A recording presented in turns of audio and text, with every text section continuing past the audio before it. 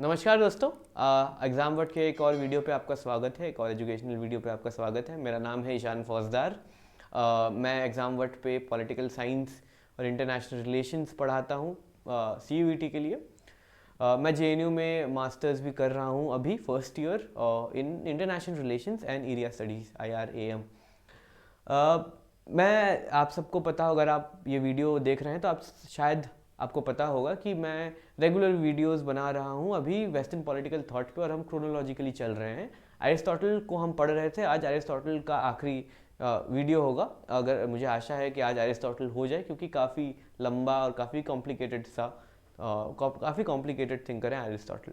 ठीक है, तो ये वीडियो शुरू करने से पहले आज हम जस्टिस पढ़ेंगे, लेकिन ये शुरू करने से पहले it would be just if I told you that हमारा एक पेड कोर्स है CUET का, CUET PG के लिए। मैं उसमें पढ़ाता हूँ PG QP42, जो CUET का कोड है पॉलिटिकल साइंस का। इसे हम एक फाउंडेशन कोर्स लेके आए हैं इस एग्ज़ाम के प्रिपरेशन के लिए। ये एक पेड कोर्स है, बहुत ही नॉमिनल फीस है, 4500 रुपीज़, बहुत ही नॉमिनल। इस पे हम पूरा CUET का सिलेबस कवर कर रहे हैं। मैं और मेरे एक और मित्र हैं आयुष, जो पढ़ा रहे हैं। मैं वेस्टर्न पॉलिटिकल थॉट मैं पढ़ा रहा हूँ, और हम काफ़ी डिटेल में जाकर पढ़ाते हैं। हमें फ़र्क नहीं पड़ता कि आप पॉलिटिकल साइंस के स्टूडेंट हैं या नहीं है। मैं खुद नहीं था, मैं जर्नलिज्म बैकग्राउंड से आता हूँ, तो मुझे पता है कि कैसे पढ़ाया जा सकता, कैसे पढ़ा जाता है PG पॉलिटिकल साइंस को विदाउट अ बैकग्राउंड। और क्योंकि मैं JNU में हूँ, तो I think that I am able enough मैंने CUET पिछले साल का क्रैक करके ही मैंने JNU में एडमिशन लिया। So I sort of have an idea, a broad idea of how to go about the examination. तो अगर आप ज्वाइन करना चाहें तो आप ज्वाइन कर सकते हैं। हमने 6 जनवरी को ये कोर्स लॉन्च किया था। आप ये मत समझिए कि अब तो काफ़ी देरी हो गई, काफ़ी कुछ हो चुका होगा। आपको पूरे के पूरे नोट्स नहीं, पूरे के पूरे आपको प्रेजेंटेशन, पावर पॉइंट प्रेजेंटेशंस मिल जाएंगे, और आप सारे वीडियोस रिकॉर्डेड होते हैं, सारे लेक्चर्स रिकॉर्डेड होते हैं, तो सारे लेक्चर्स भी आपको मिल जाएंगे। ये मेरा फर्ज था बताना। अब हम आगे बढ़ते हैं एरिस्टोटल के साथ। Theory of justice. अगर आपको एरिस्टोटल का थ्योरी ऑफ इक्वालिटी याद है, तो एरिस्टोटल डिस्प्रपोर्शनेट इक्वालिटी में मानते हैं। और थ्योरी ऑफ जस्टिस के 2 कंसेप्शन है एरिस्टोटल के। एरिस्टोटल कहते हैं कि वो टाइप का स्टेट जस्ट होगा जो डिस्प्रपोर्शनेट इक्वालिटी को मेंटेन करे, और वो टाइप का स्टेट जस्ट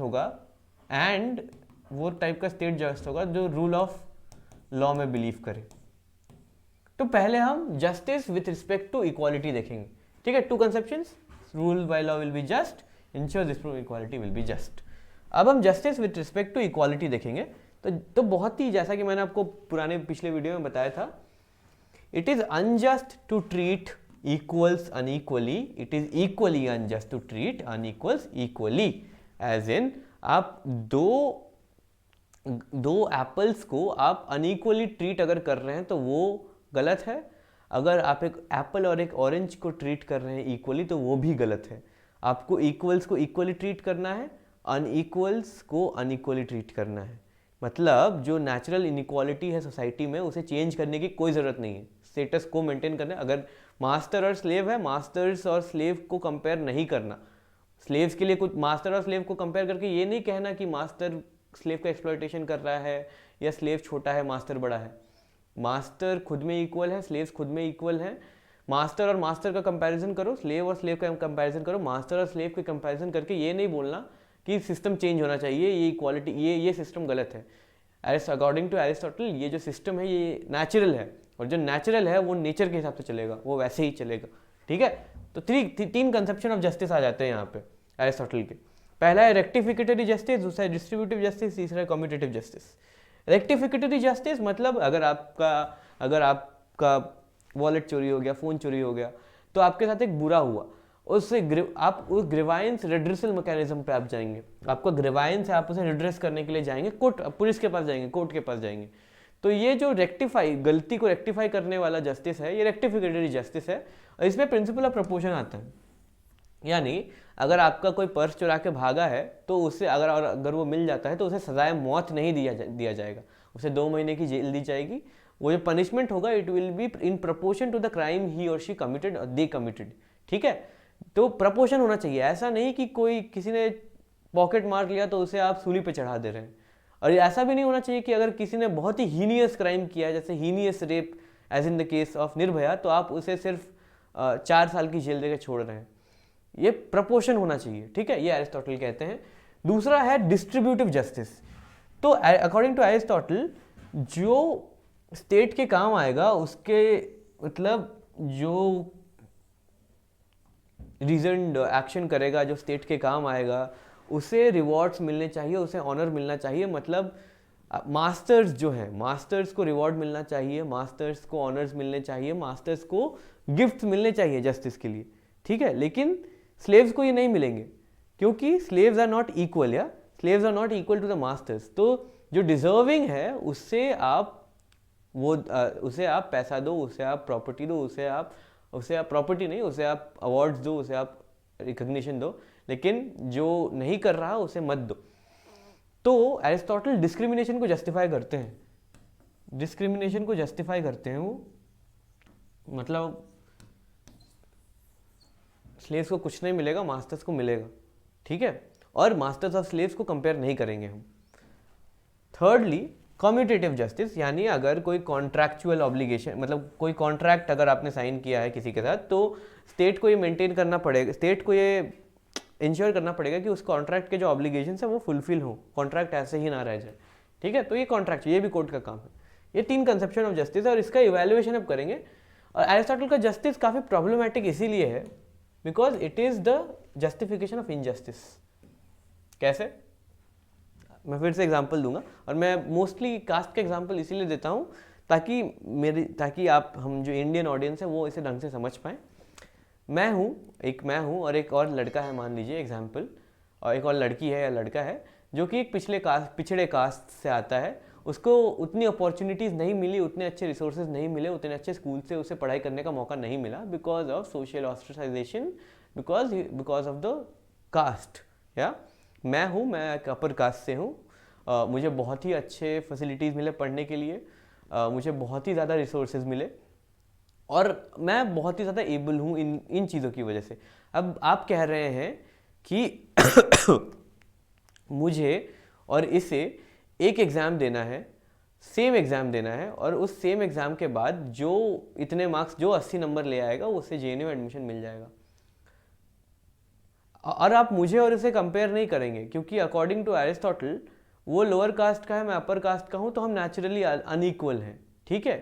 तो आप हम दोनों को कंपेयर नहीं करेंगे, आप कहेंगे कि जो ज़्यादा डिजर्विंग है, अगर मैं 80 नंबर ले आया, मैंने ज़्यादा मेहनत की, तो मुझे मिलना चाहिए, मुझे प्राइज़ मिलना चाहिए, मुझे JNU मिलना चाहिए, उसे नहीं मिलेगा because he did not work as hard as me, तो मैं ज़्यादा डिजर्विंग हूँ।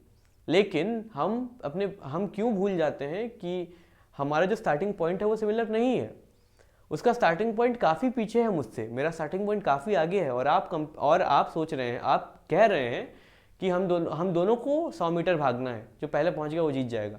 अब अगर मैं 50 मीटर आगे से शुरू कर रहा हूँ, वो 50 मीटर पीछे से शुरू कर रहा है, तो ऑब्वियसली मैं जीतूंगा। Aristotle does not take into account, meritocratic system Aristotle बनाते हैं, but he does not take into account social inequalities, social inequalities such as caste. Aristotle के समय कास्ट नहीं था, लेकिन एरिस्टोटल के समय भी इनइक्वालिटीज रही होंगी, वेल्थ इनइक्वालिटीज रही होंगी, बहुत सारी इनइक्वालिटीज होती हैं, social inequality, wealth inequality. Aristotle कुछ नहीं लेते हैं अपने कंसिडरेशन में, वो सीधे से बोलते हैं कि those who deserve, first of all slavery is, you cannot unequals treat equals equally, unequals unequally, and do not compare the unequals and reward those who deserve. लेकिन हम सोशल रियलिटीज़ को क्यों भूल जाते हैं? Aristotle did not take into social realities and hence he also did not think about opportunity, equality of opportunity. ये Aristotle का बहुत बड़ा क्रिटिसिज्म है, ठीक है, इक्वालिटी ऑफ अपॉर्चुनिटीज़। और प्रिंसिपल ऑफ डिस्ट्रीब्यूटरी जस्टिस जो है, डिस्ट्रीब्यूटिव जस्टिस जो है, उसमें इसको कंसिडरेशन में इन्होंने नहीं लिया, विच इज़ अ ड्रॉबैक, ठीक है। क्योंकि अगेन आर्टिकल 14 को अगर हम देखेंगे तो हमारा आर्टिकल 14 भी कहता है कि you should not treat unequals equally. मतलब मुझे एरिस्टोटल का ये कहना सही है कि यू शुड अनइक्वल्स को इक्वली ट्रीट नहीं करना, इक्वली ट्रीट नहीं करना, मतलब अगर मैं अपर कास्ट से आता हूँ, वो लोअर कास्ट से आता है, तो हम दोनों को इक्वली ट्रीट नहीं करना। लेकिन एरिस्टोटल नेगेटिव डिस्क्रिमिनेशन की बात करते हैं। एरिस्टोटल कहते हैं कि नेचुरल इनइक्वालिटी है, ये ऐसे ही रहेगी, इसे चेंज नहीं करना, हम दोनों को कंपेयर नहीं करना, ठीक है। लेकिन आर्टिकल 14 में जो हमें लिखा हुआ है वो उसके अकॉर्डिंग हम दोनों को इक्वली ट्रीट नहीं करना, उससे ज़्यादा बेनिफिट मिलना चाहिए, उसके लिए ज़्यादा प्लान्स बनने चाहिए, उसके लिए सोशल इक्वालिटी के स्कीम्स बनने चाहिए, ताकि he can come to the same level as me. इसीलिए तो रिजर्वेशन है, इसीलिए तो जेएनयू में डिप्राइवेशन पॉइंट्स मिलते हैं। तो जेएनयू के डिप्राइवेशन पॉइंट्स के बारे में कभी मैं बताऊंगा ढंग से, लेकिन बेसिकली हम दोनों को इक्वली ट्रीट नहीं करना, अनइक्वली ट्रीट करना है, पॉजिटिव डिस्क्रिमिनेशन करना है, ताकि वो मेरे लेवल तक आ सके। तब जब हम सिमिलर सेम स्टार्टिंग पॉइंट पे आ जाएंगे, तब कंपटीशन होगी, तब डिस्ट्रीब्यूटिव जस्टिस काम करेगा। एक क्रिटिसिज्म है। फाइनली एरिस्टोटल का थ्योरी ऑफ लॉ है, मतलब जो state theory rule of law को फॉलो करेगा, वो स्टेट जो होगा वो जस्ट होगा। अब रूल ऑफ लॉ और रीजन में काफ़ी सारे सिमिलैरिटीज़ हैं। Similarity between rule of law और rule of reason. Rule of reason किसका है? रूल ऑफ रीजन है प्लेटो का। तो law is reason unaffected by desire. Law और रीजन दोनों में डिजायर का कोई जगह नहीं होता। Law is the outward manifestation of reason. बिना रीजन के आप लॉ कैसे बना सकते हो? Thirdly, both serve similar purpose, guidance of right and wrong. Law और रीजन आपको राइट फ्रॉम रॉन्ग बताता है, ठीक है, difference between right and wrong. लेकिन लॉ के कुछ बेनिफिट्स हैं अकॉर्डिंग टू एरिस्टोटल। पहला बेनिफिट यह है कि law is more practical than philosopher king. मतलब फिलोसोफर किंग का जो कॉन्सेप्ट है वो बहुत आइडियल है, वो अनरीचेबल जैसा कॉन्सेप्ट है। आप गौतम बुद्ध को बोलोगे कि राजा बन जाओ, वो क्यों बनेंगे राजा? वो तो राजगद्दी छोड़ के आए हैं। तो अगर आपको फिलोसोफर गौतम बुद्ध जैसा कोई इंसान मिल भी जाता है जो कि इनलाइटेंड है, फिलोसोफर किंग के कैटेगरी में, वो फिलोसोफर किंग बनेगा क्यों? और उस मुकाम तक पहुंचने में ही एक अलग मिराकल लेवल का एफर्ट लगता है। So that is not ideal, first of all. Secondly, law is a collective wisdom of ages. Law जो होता है, लॉ के कई सोर्सेज होते हैं। लॉ का एक सोर्स होता है कस्टमरी लॉ कहते हैं। एक सोर्स होता है रिलीजन, शरिया, मनुस्मृति। एक सोर्स होता है फिर पॉजिटिव लॉ होता है। तो लॉ जो होता है वो कोई एक इंसान नहीं बनाता और वो कोई एक एज का नहीं होता। It is the collective wisdom of ages, and obviously जो कलेक्टिव विजडम होगा वो एक इंसान के विजडम से ज्यादा अच्छा होगा। So that is why law is better. Thirdly, rule of law is the golden mean. Golden mean किस चीज़ का golden mean? एक तरफ हो गया rule of reason, ROR, और एक तरफ हो गया lawlessness.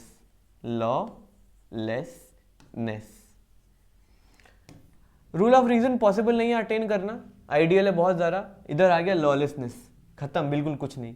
बीच में आता है रूल ऑफ लॉ,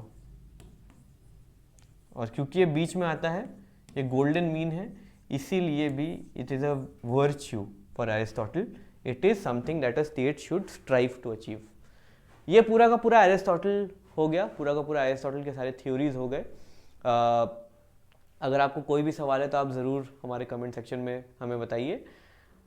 एरिस्टोटल के बाद हम अब पढ़ेंगे निकोलो माकियावेली को, जो कि अगले लेक्चर में मैं आपको बताऊंगा। अगर आपको ये लेक्चर पसंद आया हो तो ज़रूर इस लेक्चर को लाइक करें, इसे उन दोस्तों के साथ शेयर करें जो CUET की प्रिपरेशन कर रहे हैं। उन्हें हमारे पेड कोर्स के बारे में ज़रूर बताएं। मैं फिर से आपको आगाह करता हूँ, फिर से आपको बताना चाहता हूँ कि हमारा पेड कोर्स चालू है। It is running right now and it is a very foundational and a very rigorous course. आप इस चैनल को ज़रूर सब्सक्राइब कर लें। अगले वीडियो में मुलाकात होगी। धन्यवाद।